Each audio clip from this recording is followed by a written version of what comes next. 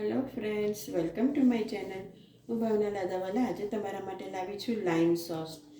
આ lime sauce તમને બહુ જ ભાવશે અને ઘણા વખત સુધી એવો ને એવો રહેશે. તો તમને એમની સામગ્રી કહી દઉં. આના માટે એકદમ પાતળી છાલના લીંબુ લેવાના છે. લીંબુના 250 ગ્રામ લીંબુ છે, એના ટુકડા કરી દીધા છે ને એના બી કાઢી લીધા છે. 250 ગ્રામ ગોળ.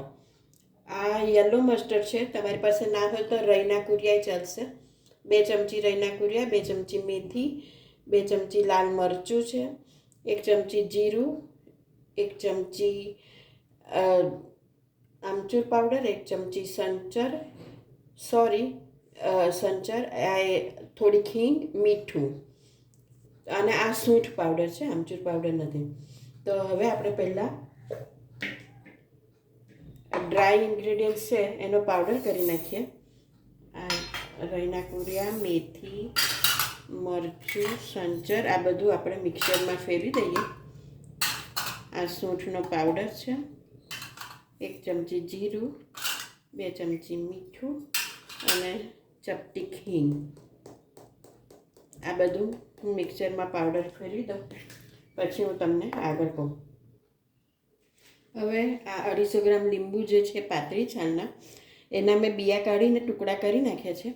આપણે પહેલાં એને મિક્સરમાં ફેરવી દઈએ. આ મિક્સરમાં ફેરવીને પછી હું તમને આગળ બતાડું.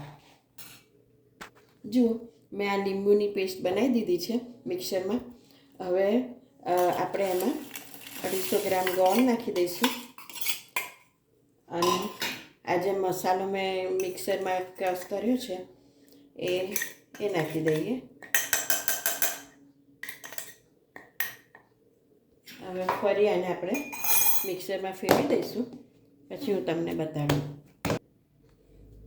તમે જોઈ શકો છો કે આ સરસ આપણો લાઈમ સોસ તૈયાર થઈ ગયો છે. હવે એને આપણે કાચની બરણીમાં કાઢીને એને 3-4 દિવસ તાપમાં મૂકી રાખવાનો છે. આ 3-4 દિવસ તાપમાં મૂકીને રોજ તમે એક રાતના હલાવી દેજો અને ફરી તાપમાં રહેવા દેજો, એટલે આપણો લાઈમ સોસ તૈયાર થઈ જશે. અને તમને હું એક ટીપ કહું, ધારો કે તમારા એરિયામાં તાપ ના હોય તો તમે એને 3 મિનિટ માટે માઇક્રોવેવ કરી શકો છો. 1 મિનિટ માઇક્રોવેવ કરીને હલાવી દેવાનું, ફરી એવી રીતના, એટલે તમારો લાઈમ સોસ તૈયાર થઈ જશે. આ લાઈમ સોસ તમને રોટલી, ભાખરી, પરોઠા બધા જોડે બહુ જ ભાવશે. કશું નહીં હોય ને બિસ્કિટ જોડે ખાશો તો પણ બહુ મજા આવશે. તો તમે આ લાઈમ સોસ નક્કી ટ્રાય કરજો ઘરે.